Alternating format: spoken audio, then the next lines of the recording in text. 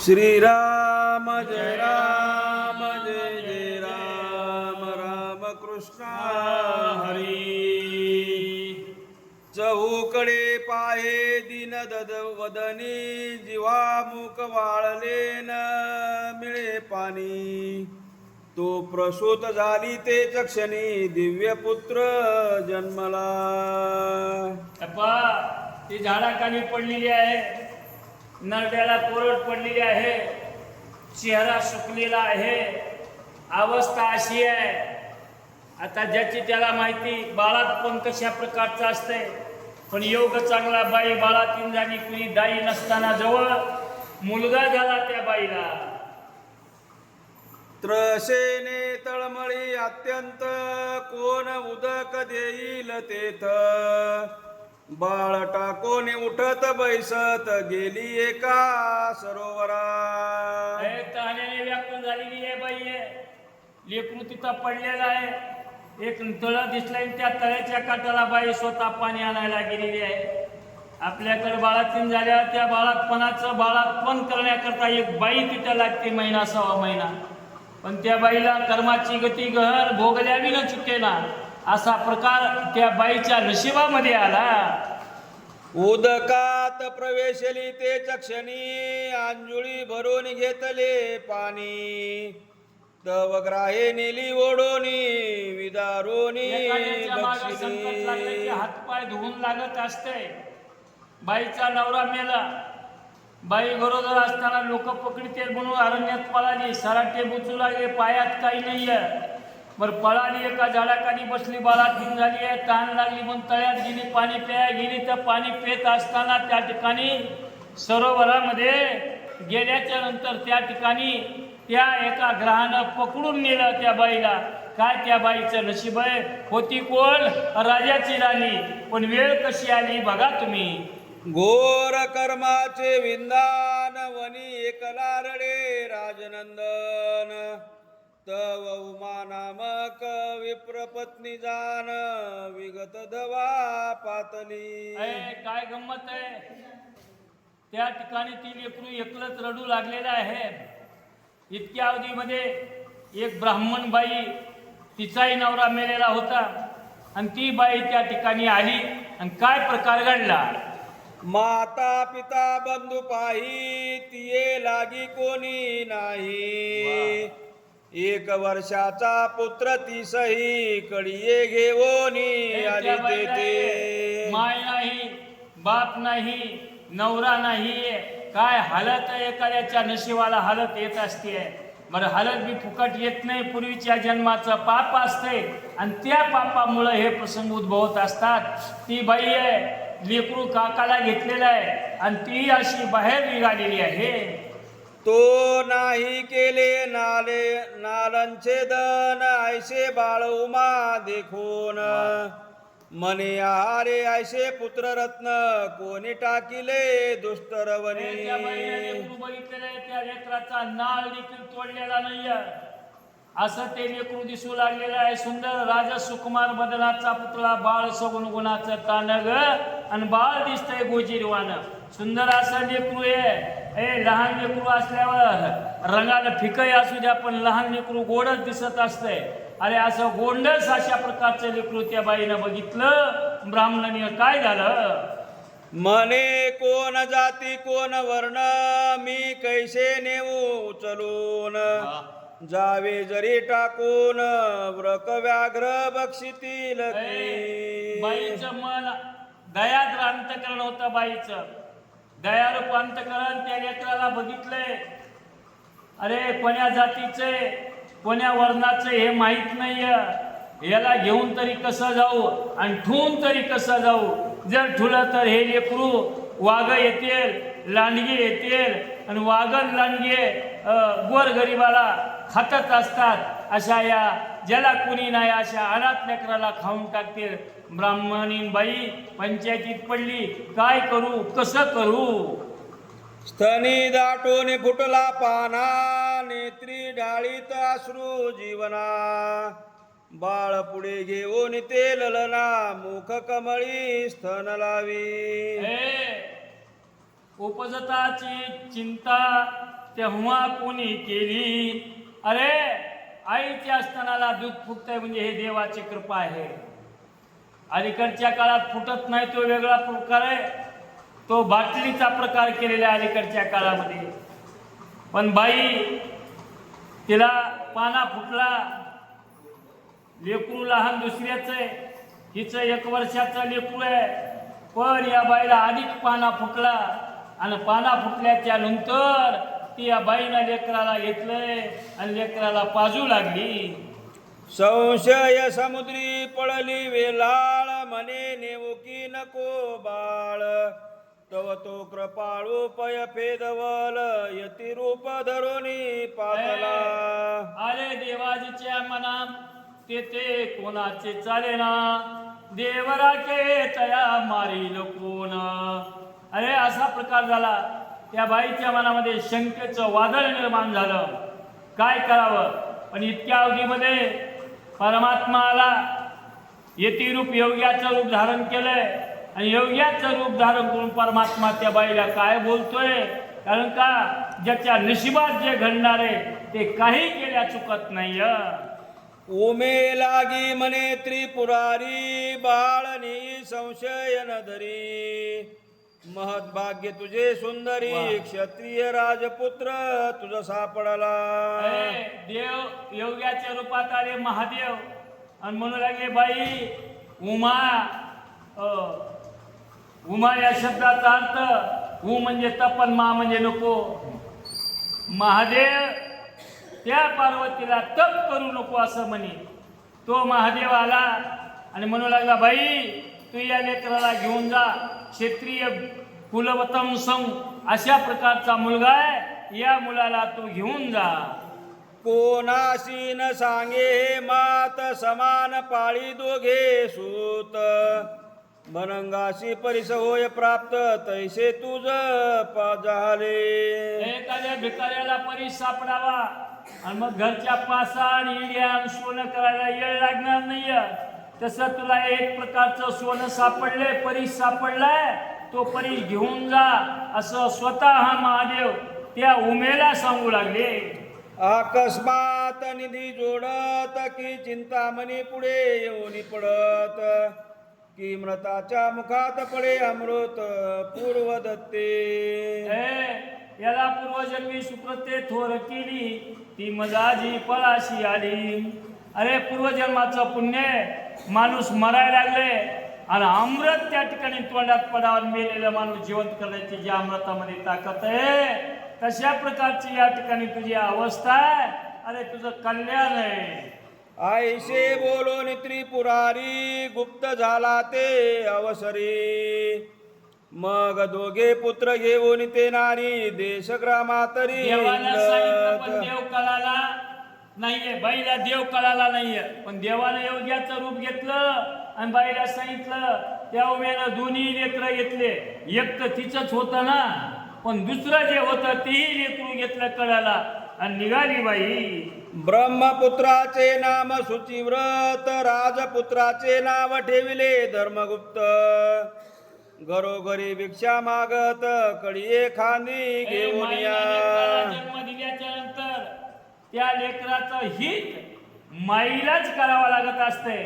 त्याच्या अन्न पाण्याची सोय करावी लागत असते. महाराज लोकांनी सांगितलं नको चिंता करू, वस्त्रा या पोटाची माऊली तोच करीत असे. अशा प्रकारे वर्णन केलेलं आहे. तसं ती बाई भीक मागू लागली. पोटच्या पोराचं नाव होतं शुचिव्रत आणि ते सापडलेला मुलगा होता. नावही तसं ठेवलंय धर्मगुप्त. अशा प्रकारचं त्या मुलाचं नाव ठेवलेलं आहे. त्या बाईनंच नाव ठेवलं का जन्मलेली बालकाशी नाव नसे तयाशी. अरे जन्मल्याबरोबर कोण्याच लेकरावर तिथे काही कपाळावर नाव लिहून आणले नसते. आपल्याला कसं ठेवायचं, ती माईची आवड आहे, बापाची आवड आहे. जुन्या काळामध्ये सपूबाई, जनाबाई, भागाबाई ही नावं होते. आता काहीच नाही. रामकृष्ण, अच्युत, केशव, अनंत असे गड्याचे नाव होते. आता नावं वेगळेच झालेले आहेत. ते काही उच्चारता बी येत नाहीत. अशा प्रकारचे नाव आहेत. पण चांगल्या प्रकारचं नाव धर्मगुप्त असं ठेवलं. बाई सांभाळू लागली दोन्ही लेकराला. लोक पुसता उमा सांगत माझे पोटीचे दोघे सूत आयशी हिंडत हिंडत एक चक्र नगरा कामळे भेदाभेद गेला वाद खंडोणी. लोकांनी विचारायला सुरुवात केलंय हे लेकरं कोणाचे आहेत. आता माय लोकांची लेकरं कशी सांभाळीत हो? नाही सांभाळीत, नसती सांभाळीत, उगत तात्पुरता असते. पण खरं आणि किती आजीनं सांभाळू दे बरं, माईकडेच लेकरू गेल्याशिवाय राहत नाही शेवटला. मग असा प्रकार आहे. म्हणून करता त्या ठिकाणी त्या माईनं भेदच केला नाही, माझेच लेकरं म्हणू लागली. घरोघरी भिक्षा मागत शिवालय देखिले अकस्मात आत द्विज दाटले बहुत शांडिल्य त्यात मुख्य ऋषी. घरोघरी भिक्षा मागायची, आपला उदरनिर्वाह, लेकराचा उदरनिर्वाह करायचे. कारण का परमपिता परमात्म्यानं प्रत्येकाच्या अन्नाची चिंता केलेली आहे. म्हणून तिला भिकेचा कव्हाना जे काय अन्न मिळत असे आणि त्याच्यावर उदरनिर्वाह करीत होते. एका मंदिराच्या ठिकाणी गेले, तिथं चांगला कार्यक्रम चालू होता. त्या कार्यक्रमामध्ये शांडिल्य ऋषी होते. मग त्या ठिकाणी गेल्याच्या नंतर काय प्रकार झालेला आहे का? शिवाराधना करीती विधियुक्त तो उमाली शिवालयात क्षण एक पूजा विकलित तो शांडिल्य ऋषी बोलिला. ती पूजा करू लागले. ब्राह्मण मंडळी होती, सगळी पुरोहित मंडळी होती. कर्पूर गौरव करुणा अवतारम संसाध्यायेत रजतगिरी निबम चारु चंद्रावतंसम असं मंत्र म्हणू लागले आणि पूजा चालू लागली. बाई तिथं आलेली आहे, कारण का अशा ठिकाणी मनाला जायला हरकत नाही, अवतारण्याची गरज नाही आहे. बाई आली, तिथं बघितलं शांडिल्य ऋषीनं, त्या बाईला लेकराला बघितलं. शांडिल्य ऋषी काय म्हणाले? आहा कर्म कैसे गहन हा राजपुत्र हिंडे दीन होऊन कैसे विचित्र प्राक्तन उमा वचन ऐकती झाली. शांडिल्य ऋषीनं ओळखलं हा मुलगा म्हणजे राजाचा मुलगा आहे. कसं नशीब आहे, कारण का अन्नमान धन हे तो प्रारब्ध आधीनं, सगळं प्रारब्धावर आहे. अरे हा राजाचा पोरगा आहे, पण एखादा दैन्यवाणी दिनवाणी अशा प्रकारचा या ठिकाणी हिंडू लागलेला आहे. हे बोलणं शांडिल्याचं त्या उमा नावाच्या बाईनं ऐकलं आणि ऐकल्याच्या नंतर पुन्हा काय घडलं? ऋषीचे चरण उमा धरीत म्हणे याचा सांगा पूर्व वृत्तांत त्रिकाळ ज्ञानी महासमर्थ भूत भविष्य ज्ञान तुम्हाला भूत भविष्य ज्ञान तुम्हाला कळतंय. उगा एखाद्या बार खरं झालं की लोकांची मिठी असते. बाबा बघा ना, सोनं गेलं चांदी गेलं, आता बाबा कुठून देईल? पण उगा एखाद्या ठिकाणी ट्वाला साधला की साधलं आपलं. तसं लोक येत असतात. त्या शांडिल्य ऋषीचा ट्वाला साधला आणि खरंच ट्वाला साधायचं नाही तरी कालद्यानी होते. त्या बाईने विचारायला सुरुवात केली आहे. ह्या पोराचं, स्वतःच्या पोराचं नाही विचारलं, त्या धर्मगुप्ताचं विचारलं. याचं भविष्य सांगा, कोण कोणाचा कसा? याची माता पिता कोण आहेत की पावली मरण यावरी शांडिल्य सांगे वर्तमान याचा पिता जाण सत्यरथ. तर त्या उमेने विचारलं याचे मायबाप कोण आहेत, हा कोणाचा आहे? शांडिल्यनं सांगायला सुरुवात केलं. अरे हा सत्यरथ नावाचा राजा आणि त्याचा मुलगा आहे.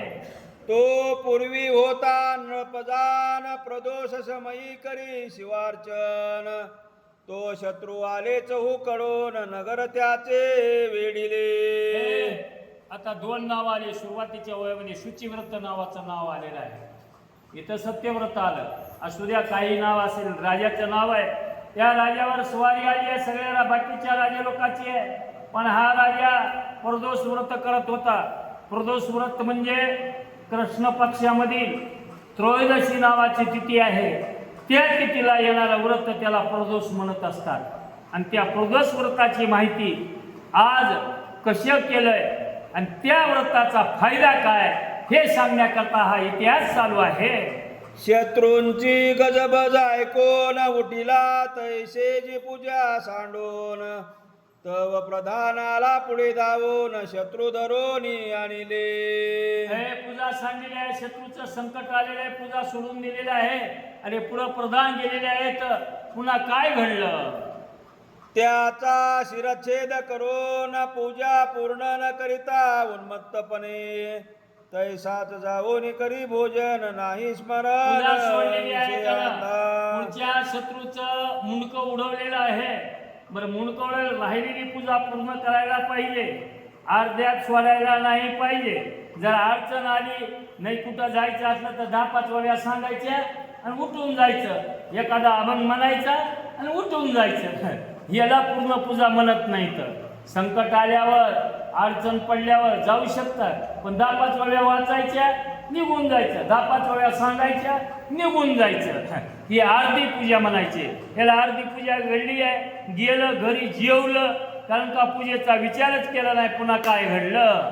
त्याकरिता या जन्मी जाण सत्यरथ अल्पायुषी होऊन अल्पवयात गेला मरोन म्हणून पूजन न सोडावे. त्याच्याकरता सत्यरथ नावाचा राजा आहे ना, तो राजा कमी वयामध्ये मेला. का लोक म्हणतात याचं वय कमी होतं, कमी वयातच मेला. का मेला? पूजा सोडली, अर्धी पूजा सोडली आणि घरी जाऊन जेवलं. जे घडल तितकं करा, पण थोडेपरी निरे चांगलं करायला पाहिजे. म्हणून याला अल्प आयुष्य भेटलं. असं कोण बोलायला लागले? होय, कोणाला बोलायले? शांडिल्य ऋषी त्या उमेला सांगू लागले. याच्या मातेने सवत मारिली, ती जळी विवशी झाली. पूर्व वैरे ओढून नेली, क्रोधे बक्षिली विदारू. या पोराच्या बापानं हे केलं, प्रदोष व्रत मोडलं, कमी वयात मेला. या पोराच्या माईनं काय केलं? सवत मारली. आणि ती सवत आहे, ती सवत एक हाडळीन झाली आहे, सुसरीन बी झाली असं सिद्धांत आहे. तळ्यामध्ये होती ना, मग ती तळ्यामध्ये सुसरीन होऊन राहिली. मग ही 12-3 झाली. 12-3 झाल्यावर मग सांगितलं पाणी प्यायला गेली. पाणी द्यायला कुणी नव्हतं ना. मग तिथे गेल्याच्या नंतर त्या पूर्वीचं वैर होतं, रूल वैर हत्या हे कधीच सुटत नाही. म्हणून करता त्या पूर्वीचं या ठिकाणी वैर असल्यामुळं त्या सुसरीनं त्या बाईला ओढून नेलं. असे शांडिल्य ऋषी उमेला त्या मुलाकरता सांगू लागले. कोणत्या मुलाकरता? काय नाव त्याचं? धर्मगुप्त त्याचं नाव आहे. हा राजपुत्र धर्मगुप्त याने काहीच केले नाही शिवव्रत, म्हणून या माता पिता रहित अरण्यात पळीला. आपल्याला वाटतंय लहानपणी लेकराची मायबाप नाही. का मरतात लहानपणी लेकराची मायबाप? आणि लेकरं गुणी नसतात असं म्हणतात काय काय. आणि लोकाला वाटते ह्याचे मायबाप मेले, याच्यावर थोडं लक्ष द्यावं, पण लेकरं गुणी नसतात. नाही, ह्या लेकरं नाही, काहीच केलं नाही पूर्वीच्या काळामध्ये. देवाचं भजन नाही केले, तीर्थाचे ब्रह्मण अरे तीर्थाला गेले नाही केले देवाचे पूजन, देवपूजा केली नाही. असंग संग घडले अन्याय असा प्रकार त्याच्याकडून घडला गेला. म्हणून त्याचे मायबाप लहानपणी मेले. याकरिता प्रदोष काळी अव्यग्र पूजावा इंदू मवळी, पूजन सांडून कदा काळी सर्वताही न उठावे. पूजा सोडायची नाही, केवढंही संकट आलं तरी, आहे का नाही? काही जरी आलं तरी पूजा सोडायची नाहीये. आता सोडावी लागेल. एखाद्या बाईचं लहान लेकरून पूजा करायला, लेकरू चाललंय चुलीकडं, सोडावं लागेल. पण मनातला भाव कमी झाला नाही पाहिजे. अरे ती पूजा सोडायची नाही, पूजा सोडल्यावर असा प्रकार होतो म्हणून करता हे सांगायचंय. आणि प्रदोष व्रत हे कडीलाच न्यायला पाहिजे. 1 महिनाभर 1 वर्षभर केलं की त्याला ज्ञान मिळते म्हणून सांगितलंय. आणि 12 वर्ष केलं की भाग्यवान होते म्हणून याच्या अगोदरच प्रदोष व्रताची माहिती सांगितलेली आहे. आता प्रदोष व्रत आमच्या वचावहिनी धरत होत्या, नेहमी करत होत्या प्रदोष व्रत. कारण का मला कधी कधी विचारल्याच्या अवघाला मला माहिती आहे. असं प्रदोष व्रत या ठिकाणी त्याची माहिती. भवानी सबैसवनी कैलासनाथ प्रदोष काळी पुढे नृत्य करीत, वाग्देवी विना वाजवीत, वेणू पुरोहित वाजवितसे. हे वेणू वाजवलेलं पुरोहितातली ब्राह्मण मंडळी आहे आणि सगळे देवलोक देवाचं भजन करतात. अशा प्रकारे या ठिकाणी या ओळीचा सिद्धांत सांगितलेला आहे. सगळे लोक देवाचं भजन करतात, कुणाला काही वाद्य ऐकायला भेटणार आहे. या ओळीत सांगत नाही, पुढच्या ओळीत काय निघल ते ऐका. आंबूज संभवताल सावरी भार्गवी गातसे मधुर स्वरी मृदंग वाजवी मधुकाट भारी नृत्य विष्णू गती परमात्म्याला मदत पाहुनिया भेटलेला आहे. भार्गवी पिटी वाजवू लागलेली आहे आणि अशा प्रकारे वेगवेगळ्या देवतांना आहे ना ते देवता भजन करू लागले. यक्षपती शिव प्राणमित्र हस्त जोडून उभा समोर यक्षगण गंधर्व किन्नर सुरासुर उभे असती. हे सगळे लोक भजन करू लागले. यक्ष आहे, किन्नर आहे, किंपुरुष आहे, अशी सगळी मंडळी भजन करू लागली. ऐसा प्रदोष काळीचा महिमा गोचर निगमागमा मग काय बोले उमा मम पुत्र दारिद्री का झाला. असा प्रदोष व्रताचा महिमा सांगितलाय. प्रदोष व्रत देवाधिकांनी केलं, त्या दिवशी भजन केलं, पूजन केलं, गायन केलेलं आहे. मग असा प्रदोष व्रताचा महिमा सांगितल्यावर कारण का बाईला ज्योती सांगायचं म्हणलं तर एकदा सांगून तिचं समाधान होत नाहीये. कारण का मला अनुभव आहे ना म्हणून बोलतो मी. लगेच बाईला विचारलं या पोराचा असेल माझ्या पोराला गरिबी का आली असं त्या बाईनं प्रश्न विचारला. तुझ्या पुत्रे प्रतिग्रह बहुत पूर्वी घेतले दुष्ट अमित दान केले नाही किंचित शिवार्चन न करी कदा. कधीच दान नाही केलं. एका ठिकाणी एक श्लोक आलेला देताम देताम म्हणजे द्या द्या असं म्हणत असतो ना. यानं पूर्वी जन्मी कधीच दान नाही केले. मग दाना वेळे करी विटंबना दान कोणाही नाही कोणालाच दान नाही विटंबना करायची मागणाराची. या पोरानं हे असं केलेले. गरिबी यायचं कारण काय. लोक आता म्हणतात आमच्या नशिबात गरिबी आली आहे. गरिबी काय आली आहे. लोकांचं लुबाडलं आपलं कधीच दिलं नाही त्याचं नाव गरिबी. परान्ने जीवा दग्ध यथार्थ दृष्ट प्रतिग्रहे दग्ध हस्त स्त्रिया विलासे नेत्र दग्ध होत मंत्राशी सामर्थ्य मग कैचे. जरी मंत्र म्हणत असला ना अन्नदान नाही केलं. मला वाटतं रामायणात एक कथा आणि आणखी काल परवा कोण्या ग्रंथात झाली एक कथा असे वेगळ्या प्रकारचे ते शेव खाल्लेलं रामायणात बी कथा आहे. दुसऱ्या ग्रंथामध्ये कोण्या तरी झाली आहे. मग अशा प्रकारे या ठिकाणी गरुड पुराणात आहे. मग अशा प्रकारे या ठिकाणी नाही दिलं तर अशी फजिती झाल्याशिवाय राहत नाही. माऊलीनं वर्णन केलेलं आहे. हात होतील फुले तळव करोडी घाली दाना दिके सकळे पुढील मोठके हे न कळे तुझं. आपल्या हातात आहे तोपर्यंत काय दान करायचे करा. करू म्हणल्यानं पुन्हा होणार नाही. आपल्या हातातलं पोराच्या हातात गेलो काय पट्टी देत हे. बरं पट्टी द्यायला मी तुकाराम महाराज म्हणजे ज्याचे स्वाधीन भाज त्याशी घडे धर्मराज. ज्याच्या स्वाधीन बायको त्यालाच पट्टी देता येते. ज्याच्या स्वाधीन बायको नाहीये त्याला पट्टी देता येत नाहीये कारण का स्वतंत्र नाही म्हणून. मग उमेने पुत्र दोन्ही घातले ऋषीचे चरणी तेने पंचाक्षर मंत्र उपदोषोनी प्रदोष व्रत उपदेशिले. संताची असणे पूजा करी काया वाचा म्हणे एका जनार्दनी जाणे इच्छिले ते पूर्वी. मग तुका म्हणे जिने भले संत संघर्षने पायावर घातले दोन्ही लेकरं आणि लेकरं पायावर घातल्यावर त्या शांडिल्य ऋषीनं पंचाक्षरी मंत्र ओम नमः शिवाय असा मंत्र सांगितला.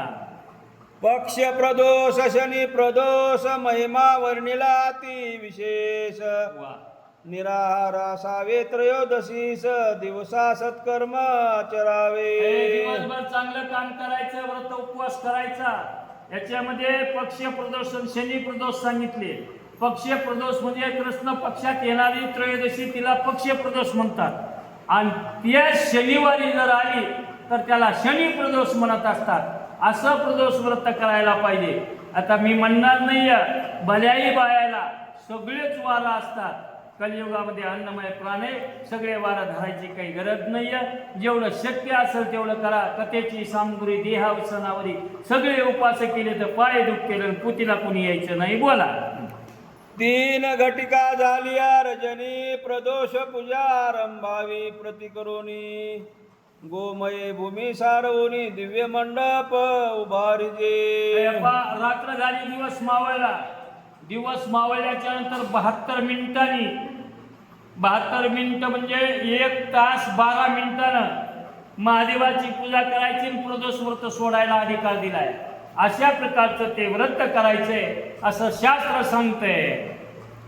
चित्र विचित्र वितान कर्दळी स्तंभ इक्षुदंडे करून मंडप की जे शोभायमान रंगमाळा नाना परी. अशी पूजा करायची आहे, कारण का घवघवीत पूजा असायला पाहिजे. वेगळ्या प्रकारचं साहित्य सांगितलेलं आहे. रंगी वडवावी रंगकथा आणि पूर्वी मनोरथा माय बापा सगळे सायास करायचं. मी ज्या वेळेला नवीन पोथी शिकत होतो त्यावेळेला त्या गावामध्ये बिगर रांगोळीची कधीच पोथी झाली नाही. बिगर रांगोळीची कधीच पोथी झाली नाही आणि आता कधीच रांगोळ नाही. बोला. शुभ्र वस्त्र नेसावे आपण शुभ्र गंध सुवास सुमन मग शिवलिंग स्थापन पूजा करावी. पांढरे फुलं असावे, महादेवाची पिंड मांडावी आहे आणि घवघवीत अशी पूजा करावी आहे. कुणी म्हणत असेल आम्हाला मंत्र येत नाही, तर मंत्राचा काही संबंधच नाही ना. काल परवा एका बाईचं लेकरू बाहेर जाऊन पूजा करू लागलं. दगडाच उचलायचा, पुष्पम समर्पयामी, दगडच उचलायचा, अक्षताम समर्पयामी, दगडच उचलायचा, सौभाग्य द्रव्यम समर्पयामी. किती अध्याय कथा झाली वय कुठल्या परीक्षा घ्यायची आपल्यालाच माहित नाही. प्राणायाम करून देखा अंतर्बाह्य न्यास मृतका दक्षिण भागी पूजावे मुरातका सव्या भागी अग्नितो. अरे दक्षिण भागेला परमपिता परमात्मा विष्णू परमात्म्याची पूजा करावी आहे आणि उजव्या बाजूला त्या ठिकाणी महादेवाची पूजा करावी असं सांगितलेलं आहे. वीरभद्र गजानन अष्टमहासिद्धी अष्टभैरव पूर्ण अष्टदीपकाल पूजन सप्तावर्णी शिवपूजा. शंकराची पूजा करीत असताना बघा तुम्ही, लेकराची शांती जर करायची असेल, घराची शांती जर करायची असेल आणि खरं असं ते नारायण करायचं असेल तर किती पान आणि किती सुपाऱ्या लागतात. आपलं बागवा, मग ते मी म्हणतो बागवाच, जसं आहे तसं बागवा भागवीचे आपली बी. इथं मारुतीचा अभिषेक करायचा असेल तर 13 साहित्य लागते. सुपाऱ्या 13, खरका 13, वाट्या 13, बदाम 13, आहे का नाही, एवढं लागत असते. आपण 5च आणायचे भागवा, आहे का नाही. ते म्हणते पण भागवा काय यंदा कमी जास्त भागवा. यथा सांग शिवध्यान मग करावे पूजन राजोपचारे सर्व समर्पण करावे स्तवन शिवाचे. पूजा करायची आहे आणि पूजा केल्याच्या नंतर महादेवाचं स्तवन करायचंय. ध्यायेत रजतगिरीर्मं चारु चंद्रावतं सौं रत्नकल्पो जलांगम परशुमिरः मरव्याहस्तं समन्तास्तुतं गणैर्व्या